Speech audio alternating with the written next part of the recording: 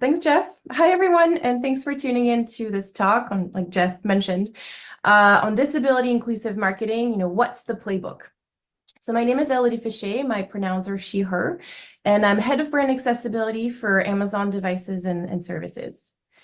So just briefly, a little bit more about me. I've been at Amazon for almost 4 years now. My Ammiversary, as we call it, is coming up in May, so very excited about that. And essentially, my role is to make sure that the content that we create is accessible and also features people with disabilities in an authentic and thoughtful way. And these are like the key things that we focus on, because we believe that no content is really great unless it's inclusive. And so we basically, my team helps shape narratives that our customers with disabilities, can access, but also see themselves in. So really trying to champion the message that every customer belongs. That's like the core of what we do.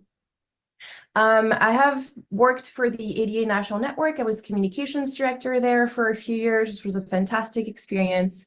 And I also have a PhD in communications from University of Washington in Seattle. So I don't know if we have some Huskies in the audience, but hi. And so I live in Seattle with my husband, my dog, and my soon-to-be rescue cat. So that's coming up on Sunday, and I'm very excited about it. So super excited to be giving this talk and hopefully get to connect on some level with all of you. So we're going to look at creating an inclusive marketing playbook, at a high level. So by the end of the session, you'll be able to understand the importance of disability inclusion in marketing. I'm sure y'all are probably on some level already convinced. You'll also understand the key elements of a disability inclusive marketing playbook. You'll understand how accessibility and disability inclusive marketing relates to different teams, and maybe what teams would this be most relevant to. And then you'll get tools to sort of know where to start, to get some thoughts started, get some pointers, and I'll share some of the work that we've done at Amazon to help you start thinking about what your own playbook would look like. So to do that, we're going to cover like a brief introduction, why do you need a playbook, who needs a playbook, what you need to get started, and then thinking about defining your core values, some best practices around storytelling and representation, some product production best practices, which is really important if you're working with different teams and also with different agencies. We'll look at a few examples, and then we'll have a few minutes to recap, go through external resources, and then, like Jeff said, we'll have time for questions at the end. So I'd just like to start with a few notes, because to me that's really important when you talk about language, representation, and related topics to disability. And so just reminding everyone that this talk is a starting point to mindful and respectful, marketing communications around accessibility and disability, and that you will need to dive deeper. This is not an end-all be-all, I'm sorry. You'll have to do a little bit of work on your own to really create your own playbook and educate yourself, and sort of figure out where your gaps are. Also, language and representation best practices do change, right? So our insights in this presentation are representative of current recommendations, from the disability community, from folks with lived experiences, those lived experience. And so just keep that in mind. And again, good judgment, thoughtfulness, kindness are always great assets. And another reminder is that we, like myself, but also as the company that I represent, Amazon, we certainly aren't perfect. We don't always get it right. We definitely don't claim to always get it right, and neither will you, right? The goal is really to not get it all wrong and to truly listen, learn, and improve, right? So that's kind of, always being a lifelong learner, essentially. All right, so why do you need a playbook? So like I said, I don't think I have too many audience members to really convince about the importance of inclusion, but there are some key concepts that you need to keep in mind, or at least like use for your team or use for your leadership, who may not be convinced quite yet, or may not be as familiar with disability representation or accessibility. And so, we think that you're only truly customer obsessed when your customers can not only see themselves in the content that you create, but also access it, right? So you might already be familiar with that, but customer obsession is one of Amazon's, leadership principles. But in my opinion, this really applies to any company, right? You need customers, so why not be obsessed about them, and why not really create experiences that serve them, where they're able to see themselves and access your content with a good customer experience. So really going beyond compliance. And I know there are a lot of other talks, or have been a lot of other talks in the past few days around this. So keeping that in mind, because you're really creating for everyone and creating a good experience for everyone. And then recent studies have shown that actually 73% of people without disabilities said that it was important that companies are inclusive of people with disabilities in their communication, their advertising, and their marketing. And that 73% actually increases to 83% when it comes to caregivers and people with disabilities. And so these are from studies by the Voya Financial with the PR Institute, Nielsen, and others. So these came up, I think, late last year or middle of last year. And so there are quite a bit of studies outside right now that are sort of showing how it is important for businesses to really include people with disabilities in their content, because it is part of the population, because it is 25% of folks in the US, close to 20% globally. It is your audience. And so you're not doing good marketing if you're missing a large portion of your audience. And so I know it sounds a little, icky to say sometimes, but accessibility and disability representation not only is good to like nudge society to basically help see people be more represented, but also it's good for business. And I know I always kind of have a hard time talking about this because there's a sense that's a little dirty about it when you think about accessibility and disability representation being good for business. But the truth of it is, right? And studies have shown that. And then also what I think is also really important to me is that you really owe it to underrepresented communities to get it right? To avoid things like tokenism and like tropes and cliches, because they're really harmful to any underrepresented community. But here we're talking about the disability community.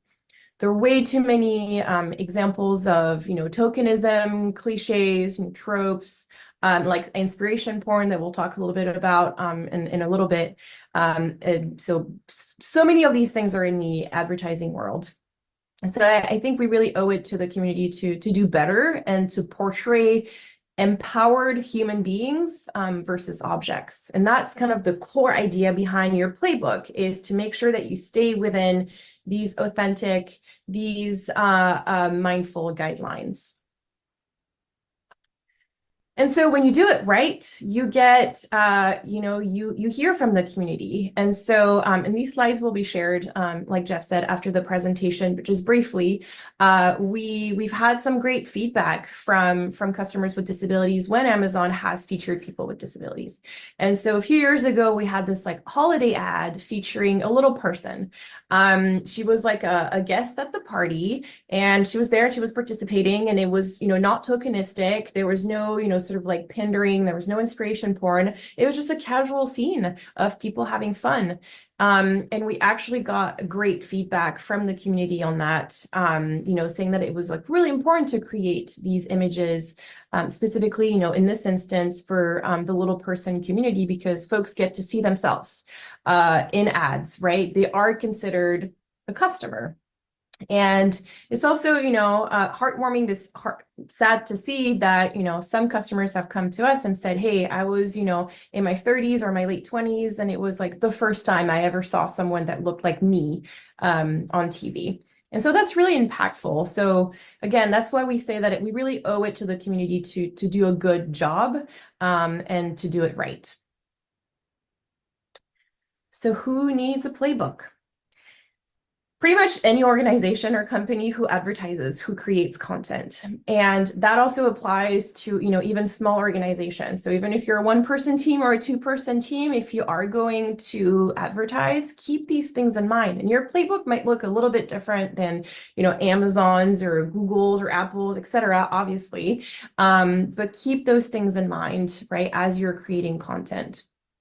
And so if you have a larger company, this is particularly relevant for roles that touch on creatives, for example. So folks who create videos, any type of assets, so stills, animations, or direction. Any folks involved with storytelling, so public relations, marketing, obviously, communications, executive communications, even internal communications. You want to make sure you have some type of playbook.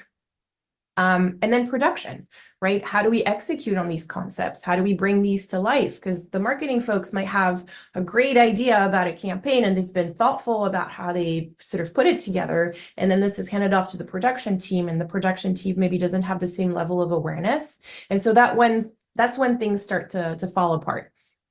So really keeping this in mind for sort of all these roles. And also, we kind of hope that the guidelines can help staff, assess and develop their communications, and also drive broader cultural change within the organization, right? So this is not like the main goal of the playbook, but that's also a byproduct that has been, also really nice to see for us at Amazon. All right, so let's dive into it. What goes into the playbook? So we have like a recommended skeleton. Obviously, this is something that you do on your own. You see what is, most relevant to you. But I recommend starting with a glossary, or at least having a glossary somewhere, again, because you're going to have folks that are not as familiar with disability representation, not as familiar with some concepts of accessibility. So and we put it at the beginning because you want to make sure that you level set what you're explaining and you don't create some frustration or embarrassment for folks who are not as familiar. So we have wikis at Amazon where we share a lot of content, like guidelines. And so we have a glossary just to help bring people up to a certain level where they're they feel equipped to read the content of the playbook. And then you'll want to have your branding strategy. You'll want to define your core values, which we'll talk about in a minute. You'll want to include your, storytelling and representation best practices, and then production best practices, and then content accessibility guidelines. So how do you make sure that, once you've created this like authentic, beautiful campaign, making sure that it is indeed accessible. And then at the end, you can include some resources. And so for us, how did we develop our own internal playbook? Where ours was based on both, qualitative and quantitative data, using studies that are external, using studies that are internal. We included results and insights from our 2022 accessibility campaign with our anthem that I'll share in a minute if you haven't seen it. And then really importantly, we consulted and worked with people with that lived experience, right? So we really honor nothing about us without us, which I'll talk about a little bit in a minute, but really, got input from people with disabilities, and then really tapped into our connections and collaboration with the disability community. So that's something that you should aspire to do as well as you're creating your playbook. So let's just look at what that looked like sort of at the execution level for our campaign, and look at the Amazon anthem.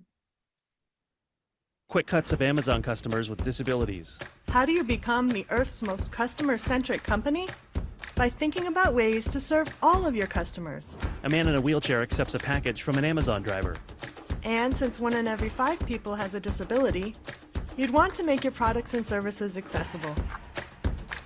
A teen in a wheelchair reads a book on a Fire tablet using a Bluetooth switch.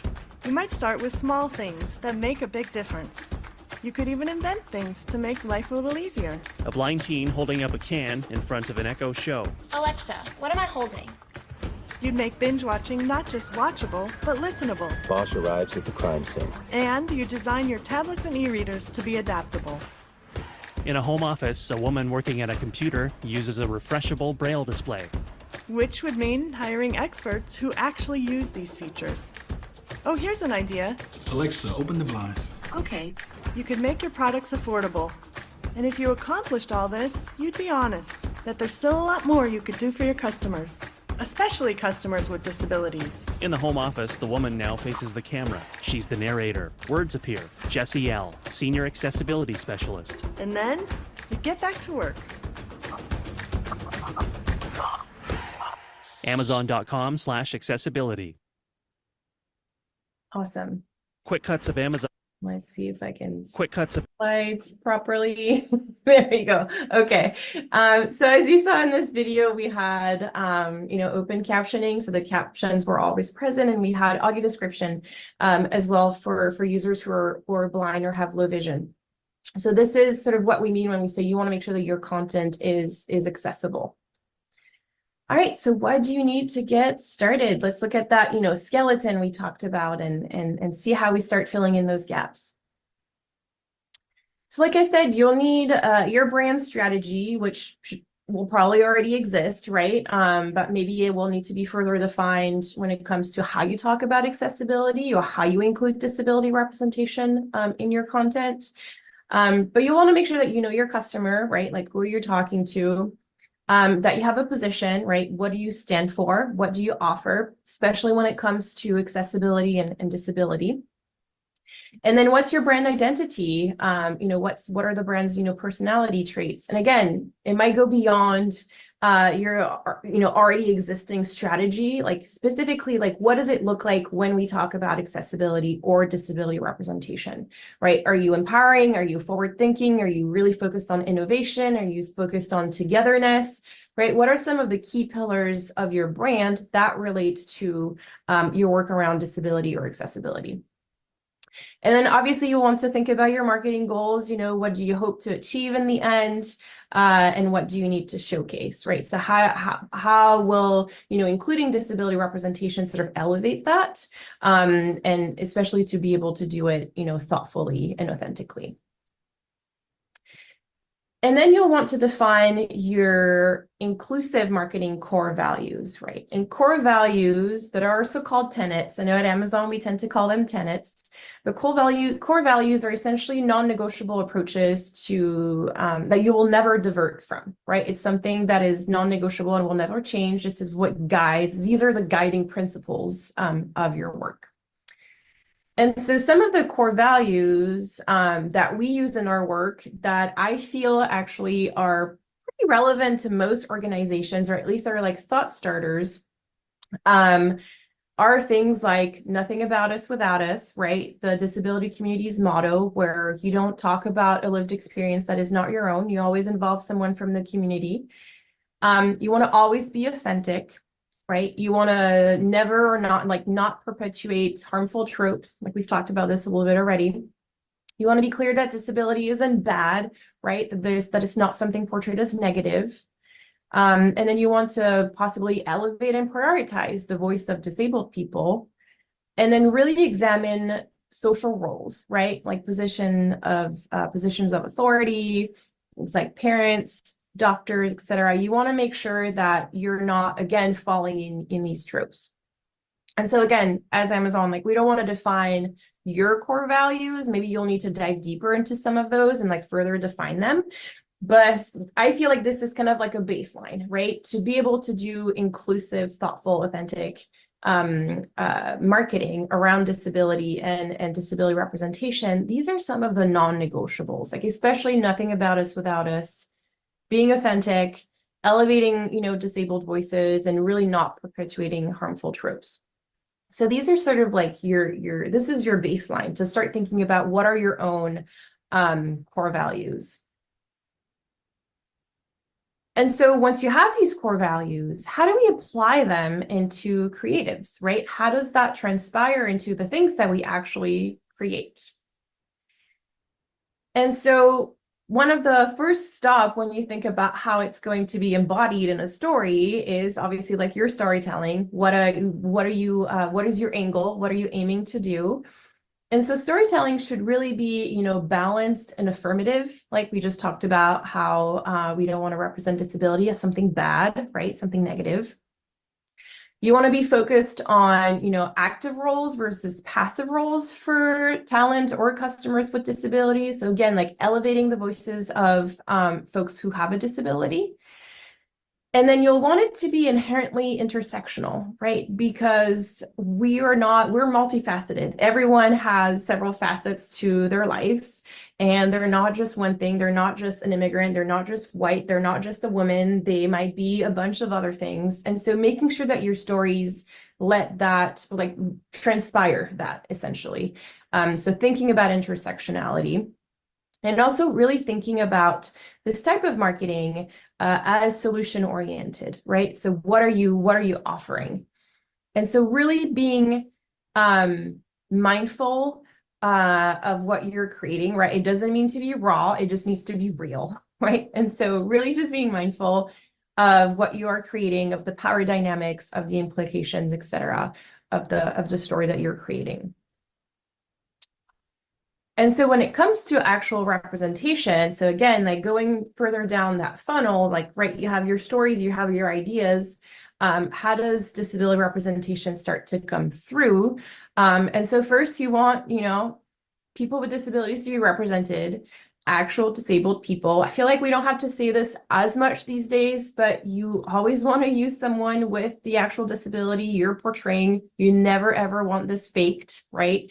And so I think for videos, this has gotten, much, much better than it used to be. Maybe not in Hollywood. I think that's still a big issue there, although it is getting a little bit better. But even for things like photography, right? Even stock photography is probably one of the biggest culprit of faking disability. And so keep that in mind. You want to make sure that you are using talent, you are employing talent who has a disability that is being represented. And then again, you want the talent or the customers that you're representing to be empowered, not tokens, not objects of inspiration. They have full agency, right? So you want to make sure that that comes through clearly in your storytelling and also in your representation. Again, we talked about intersectionality. People are multifaceted. You want to make sure that that comes through. And then you want to do your best to create a sense of belonging and community, right? Everyone belongs. This is probably one of the things that everyone seeks in this world, right? Beyond like love, you want the sense of belonging, right? That is sort of one of the things that we all strive for. And so there are a lot of tropes that go against these, right? These principles, these best practices. So I know I've mentioned like inspiration porn. And so we're going to dive into a few of these now, or in a few seconds. So when we talk about intersectionality, you want to make sure that you're thinking broadly and challenging your biases. So be diverse in your disability representation, right? There are more than 500 types of disabilities, visible or non-apparent. So try not to necessarily go the easy route and go for like the most common, go-to disability representation. Like really try to challenge your biases and see, what is the story you want to tell. And if you're including someone with this disability in your content as more sort of casual representation, really think about what what the impact of that could be, and try to not just go with the sort of overused tropes and cliches. And then, like we've talked about already, authenticity matters. You never want to have a non-disabled talent play the part of a disabled person. So consider, if you don't have a big budget, consider highlighting, real customers or employees who actually have, a disability and actually using your products, right? So keeping that in mind to never ever fake disability representation. And then again, we talked about intersectionality. So let's dive into tropes. So there are quite a few. And actually a resource that I love for tropes that actually taught me a ton is criticalaxis.org. So axis, like an axis, .org.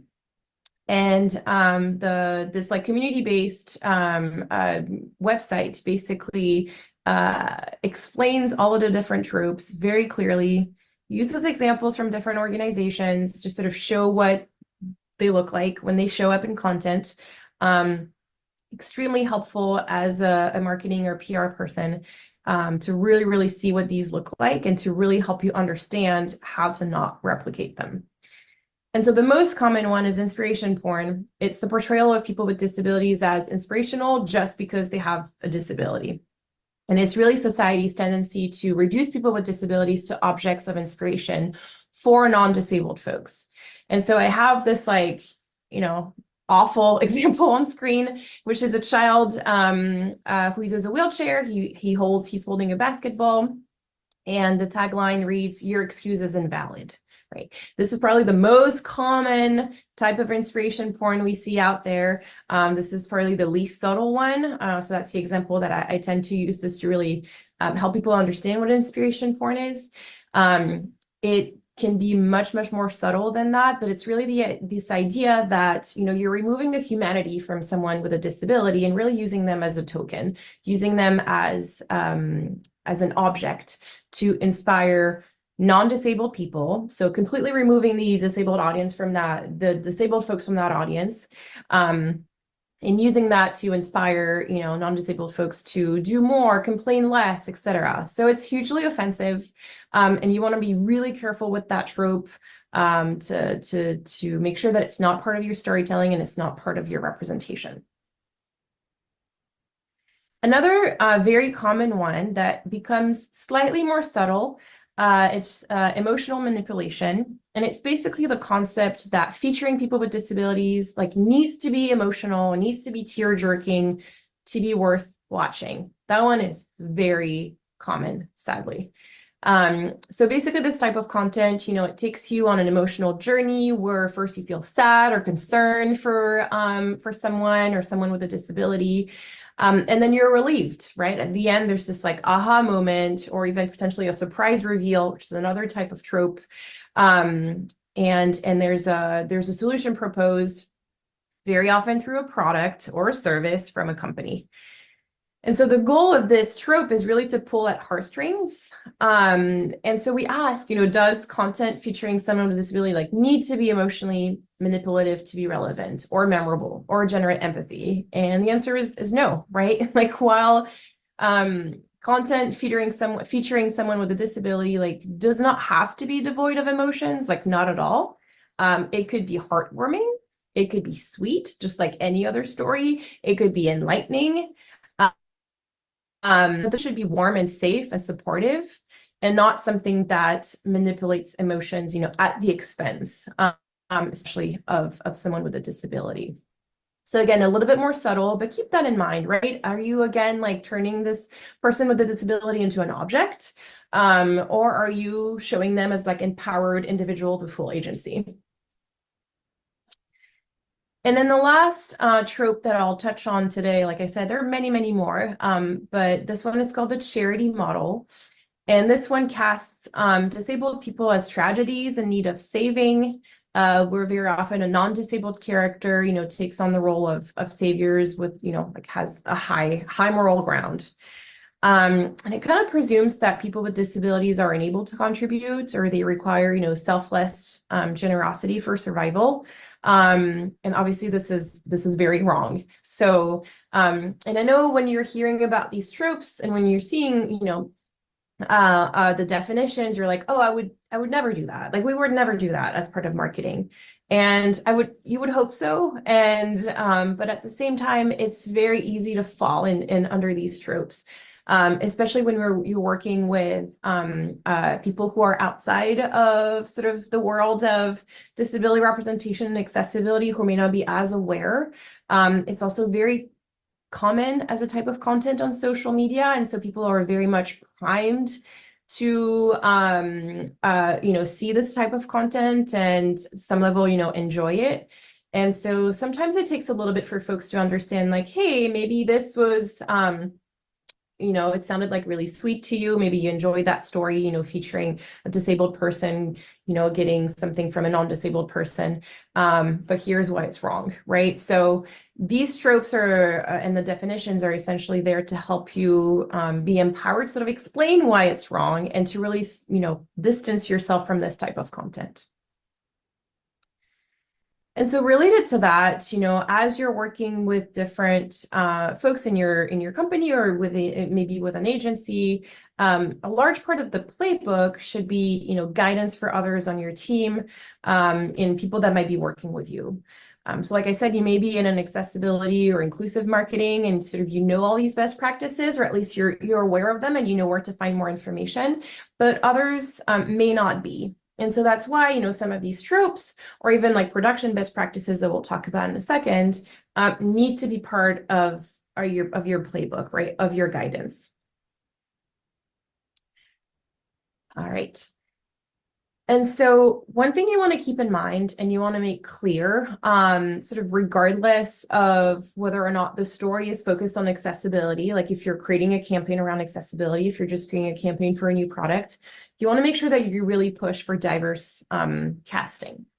And I know this is being done fairly well across the board. We've seen much more diversity in ads in the past, few years, but diversity also includes disability.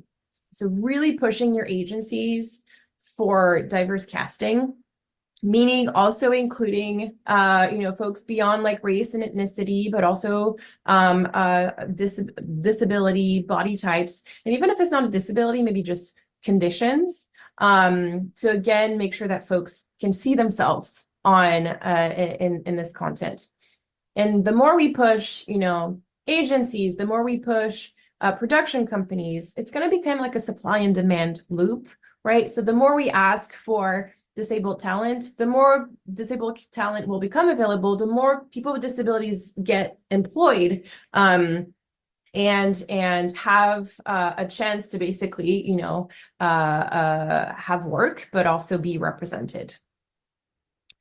And so you also want to make sure that whatever you're deciding to create, that the situation or the story is based in somewhere that's accessible, that also the set is accessible, and you're really thinking about accessibility in advance.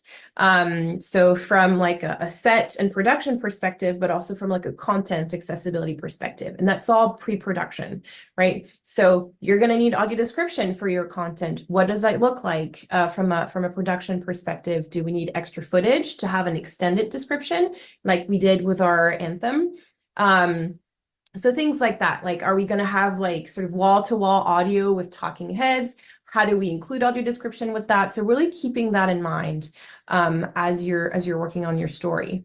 And then same thing with like, keeping in mind, light sensitivity is, what is in your story that might be triggering for folks from a light sensitivity perspective, or what might be, tough to watch from a cognitive disability perspective. And so this is all sort of pre-production as you're creating, basically.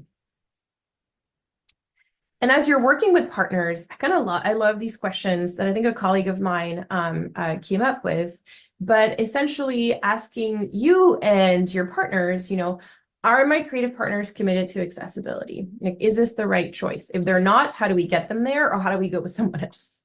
Have I ensured that both, the crew and the talent can easily access the premises and communicate?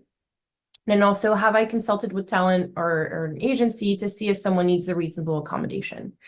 Again, we're getting in the very tactical from a production perspective, but you'd be surprised that sometimes folks don't think about that, right? Especially when you have to, work like 1,000 miles an hour and you need to really get things ready and get things going.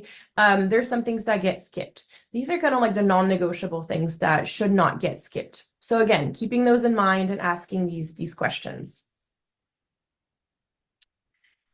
And then while you create, and maybe when you're on set or as you're getting ready to get on set, one thing that we've done that we've really liked doing, and actually we got some great feedback on, was basically to provide disability etiquette training, or at least a refresher for everyone on set, right? So from the creative director, who hopefully is already pretty aware, to, crew members, right? Who's going to be on set, whether it's like we're filming, we're shooting, photography, or even, for any type of things or any type of sort of endeavor that involves talent or customers, you want to make sure that people have like the baseline knowledge of disability etiquette, like not touching someone's wheelchair, not, providing support to someone who's blind without asking first. So very basic things like that. And there are a ton of resources out there to sort of help you create that baseline to make sure that it's a good experience for everyone on set, and that the talent is treated,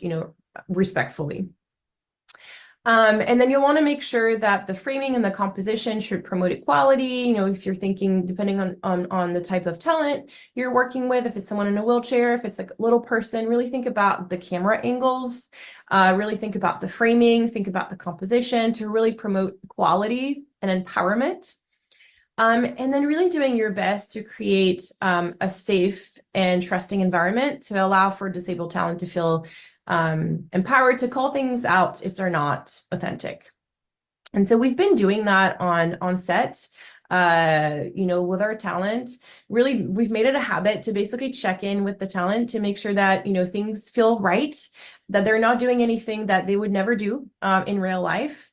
And that it's kind of similar to their own experience, even if it's not, one for one, even if, maybe they're shown in a kitchen, but they don't really cook, for example, because they don't enjoy cooking. This is like a minor plot point, but just making sure that it's something that they would do in their everyday life. So really checking in with the talent and empowering the talent to say when something doesn't feel quite right, or if it's not the exact way they would do it. And then in post-production, sort of after you've created, again, this is really relevant for, sort of video, but making sure that you're not, quote unquote, ruining your effort of everything you've done so far with things like voiceover or things like music. So really being conscious of your music choice, because very often it's the music overlaid on your content that could make it more inspiration porny than even if the script wasn't. So keeping that in mind. Really, watching by the tropes that can be caused by music, and then doing your best to use descriptive voiceover as a supplement to audio description, but sometimes as a replacement, and be careful with that, but sometimes as a replacement to audio description, depending on the content. And then like we talked about a little bit earlier, making sure that your content is accessible, right? So making sure that you have captions, not subtitles. So captions with the inclusion of relevant sounds like laughter or sounds in the background, like whatever is adding to the story, type of music that is being played. So making sure that your captions are descriptive and include speaker identification. Again, there are a ton of great resources out there for that. Making sure that your content includes audio description and also transcripts with visual descriptions, right? So really making sure that the different modalities are created to make sure that your content is accessible. Okay, so in the last few minutes, we're going to look at some examples. And so I have examples from Amazon, obviously. We're going to look at one video that is scripted, another video that is non-scripted, and then we'll look at some photography of sort of how, basically we've leveraged the playbook to basically create these assets, or at least to get to where they are. And again, they're not perfect. There's some things that I think, looking back, we might have done differently, or we would do differently in the future. But this is also to help you see what that could look like in the real world, to help you define, what it would look like for you, what it would look like for your company, for your organization. All right, let's look at the first one. Man in a wheelchair. Alexa, open the blinds. Opening the blinds. Outside, a window washer gives a smiling nod. They exchange a friendly, awkward look. Alexa, close the blinds. Control your home with your voice. Amazon.com/accessibility. All right, so this one was an ad, right? Scripted. And again, we worked with the talent to make sure that, everything that was happening felt right. Like this is how he has his morning coffee, essentially. So worked with him to make sure that this felt authentic. But again, scripted and thinking about,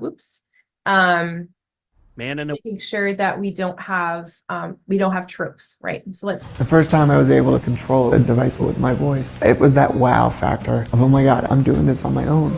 My name is Josh, and I live with my fiance Katie and my two kids, Fable and Calder. I am a trial attorney, and I run a nonprofit. And this is the story of how Alexa helps me live more independently. Alexa, turn on platform up. I'm able to have Alexa control different devices. So with my wheelchair platform lift, Alexa, turn on elevator first floor. My elevator buttons. Alexa, turn on all office lights. I even have a camera for podcasting. Alexa, call Fable Echo. With Alexa and my family, we're always able to communicate. Hi, Daddy. What's going on? I'm making a necklace that has a D in it. Do you want to come to the dance party? I'm always trying to find ways to break down barriers in the accessibility community and show the different ways I'm controlling my environment. And the more and more we share these type of stories, the more that we can know what's possible. Awesome. So this one was non-scripted. So this program is called Alexa Stories, where we often have like customers reaching out to us saying, hey, I really enjoy my Alexa devices, my Amazon devices, and so I'd like to tell my story and sort of share how they have been useful to me and my family. And so we work with these customers to help them tell their stories, and essentially they're free to tell their story whichever way they want, right? So they're not scripted. We're not sort of guiding whether they use person first or identity first. Like, it's really just how they want to tell their story. And so that's another way to go about it, right? And to think through how you could elevate your content through these stories from actual customers that get to tell their own authentic story. So that's sort of two avenues, right? You have the scripted and the non-scripted. So now I want to share just a sample of some recent inclusive photography we did for Amazon devices. You'll start seeing these images on our detail pages and other different campaigns. So you'll start seeing those. But essentially, we worked with, talent with disabilities. And again, we work with them based on like what they enjoy doing. So here we have, a blind father in a kitchen with his child doing homework. He's talking to an Echo Show 10. And so we kind of worked with our talent to say, like, what does your kitchen look like? What is most, authentic to you, right? So this talent had low vision. And so, we had some high contrast tape around the island. We had a few other things. This talent uses a magnifying glass to read labels. He loves coffee. So we made sure that we just kind of had that vibe that's almost like his kitchen, which tells a great story and is also authentic.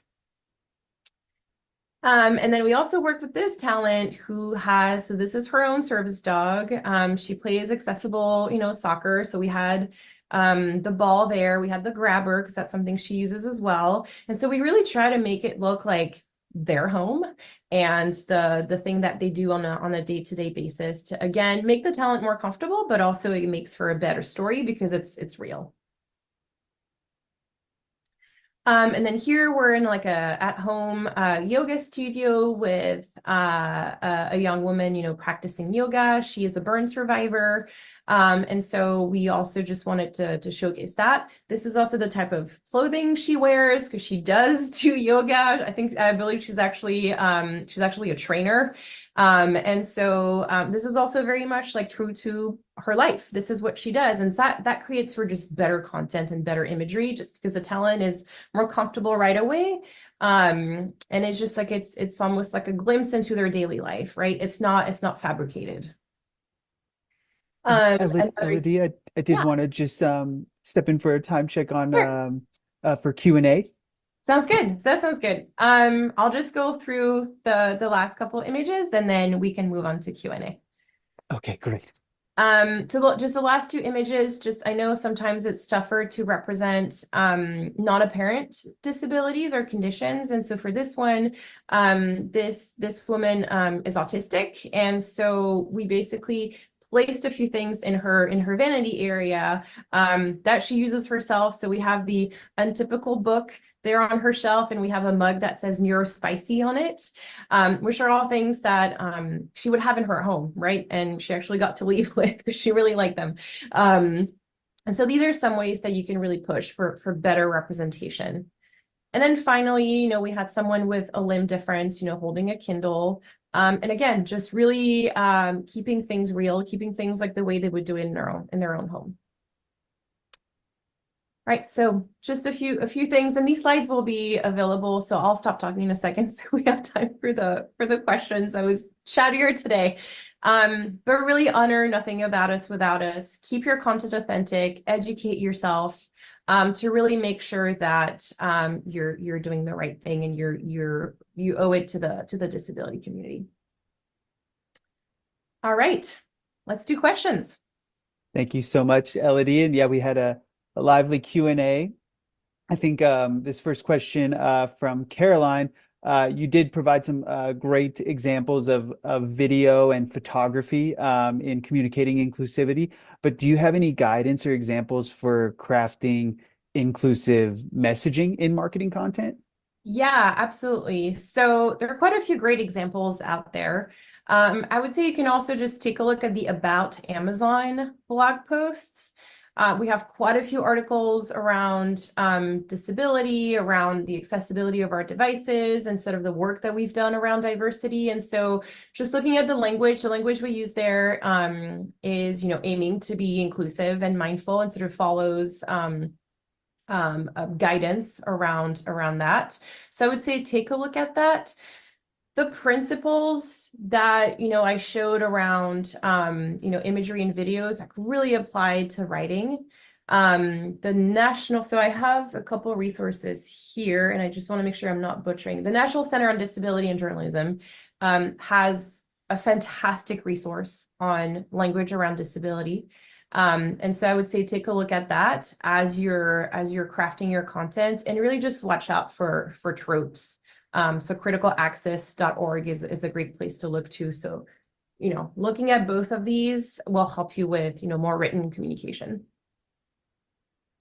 Great, thank you so much. And I think there were a few questions around kind of the use of that term tropes, and the kind of way I was seeing it was that they're like similar or synonymous to stereotypes. But one question from Sherry is, could tropes also be considered ableism? Yes, absolutely. Thank you for pointing that out. Ableism is also a trope, right, in terms of how the content is being shown, but it's also a flawed mindset. And so making sure that your content does not appear to show disability again as something bad or something less than, which is very much ableist. And again, great resources are out there around ableism. With a few clicks on Google, you can do some great reading on how ableism sort of shows up, and some of the comments that people might make, or some of the content that is being created.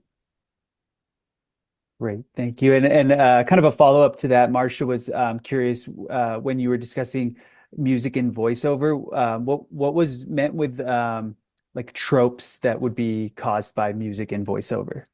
Yeah, so if you're, for example, showcasing someone, talking about their disability, kind of like some folks like to share how maybe they became disabled. And so, they might sort of neutrally explain an accident, for example. That without music is just someone explaining an accident. If you add a very melodic tone to that, and you start adding the violins in the background, that's pandering, that's emotional manipulation, that could turn into inspiration porn. So it's really being mindful of the type of music that you pick, because music is kind of everything. I mean, you see in the movie, right, depending on the music in the background, it makes you feel sad, it makes you feel happy, it makes you feel excited, it makes you feel scared. So being mindful of that overlay of music on the content. Yeah, and that's very interesting. It does, music and voiceover have kind of a powerful representation there. Jamie was curious, any thoughts about how to represent maybe not as apparent disabilities within marketing materials? Yeah, that's a tough one. That's why I wanted to very briefly show the image of the autistic woman who had books on her night shelf, on her vanity, and the mug that said neurospicy. So it's more like if you know moments. And that's where you really want to make sure you work with the talent. You really want to make sure you work with folks from like with that lived experience to help represent that, to make sure you're not falling into cliches. And so for this one, we did work with colleagues who are artistic, and we worked with the talent to make sure, does this feel right? Like, do you, would you have a book like that on your vanity? Would you use a mug like that? And she did, right? So it's more subtle, and it's more in the if you know realm. Especially if it's photography. If it's video, it's a little bit different. Great. Yeah, thank you. And I think we have time for just one more question. Tilly had asked, so much in our culture is about speed. How does a brand reconcile that truth about our culture with values and how the brand behaves? Yeah, that's a really good point. And that's something that I don't think anyone has fully cracked. Even just like on a personal level, right? How do you reconcile reflection time and learning with the speed at which our world moves? So I think I would need to like ponder a bit more on that one, but I think it's a lot around education. It's a lot around like raising awareness and making sure it becomes almost like muscle memory to think about these things, even when you have to move really fast. Right. Yeah, that makes sense. And well, Elodie, thank you so much for an amazing session.